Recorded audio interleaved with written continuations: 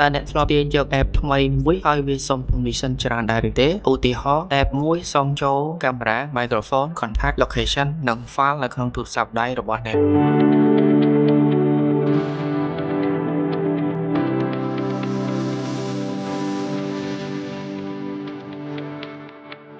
តើវាចាំបាច់មែនទេជាទូទៅ app ត្រូវការសិទ្ធិឬ permission ដើម្បីដំណើរការមុខងារមួយចំនួនឧទាហរណ៍ app ថតរូបត្រូវការចូលកាមេរ៉ា app ផែនទីត្រូវការ location app ឆាតត្រូវការចូល microphone ដើម្បីផ្ញើជា voice ប៉ុន្តែបញ្ហាគឺ app ខ្លះទៀតសុំ permission លើសពីអ្វីដែលវាត្រូវការឧទាហរណ៍ app flashlight ឬ app កែរូបធម្មតាប៉ុន្តែសុំចូល contact និង location នេះគួរឲ្យយើងប្រុងប្រយ័ត្នមូលហេតុមួយគឺ app អាចប្រមូលទិន្នន័យរបស់អ្នកប្រើប្រាស់សម្រាប់ការផ្សព្វផ្សាយពាណិជ្ជកម្មឬវិភាគកັບកិរិយាការប្រើប្រាស់ក្នុងករណី app អាក្រក់មិនមានសុវត្ថិភាពមួយចំនួនអាចប្រើ permission ទាំងនោះដើម្បីចូលទៅមើលព័ត៌មានផ្ទាល់ខ្លួនរបស់អ្នកដូច្នេះមុននឹង allow សូមអានឲ្យច្បាស់ថា app នោះសុំអ្វីខ្លះនិងគិតថា permission ដែលពាក់ព័ន្ធនឹងមុខងាររបស់ app នោះគួរដល់ឲ្យដែរឬទេបើមិនចាំបាច់អ្នកអាចជ្រើសរើស don't allow ឬ allow while using the app កុំភ្លេចពិនិត្យមើល permission ជាប្រចាំនៅក្នុង setting របស់ទូរស័ព្ទអ្នកដើម្បីដកសិទ្ធិដែលអ្នកមិនចង់ឲ្យ app ប្រើប្រាស់មួយចំនួនចូលចងចាំថា permission គឺជាច្រកចូល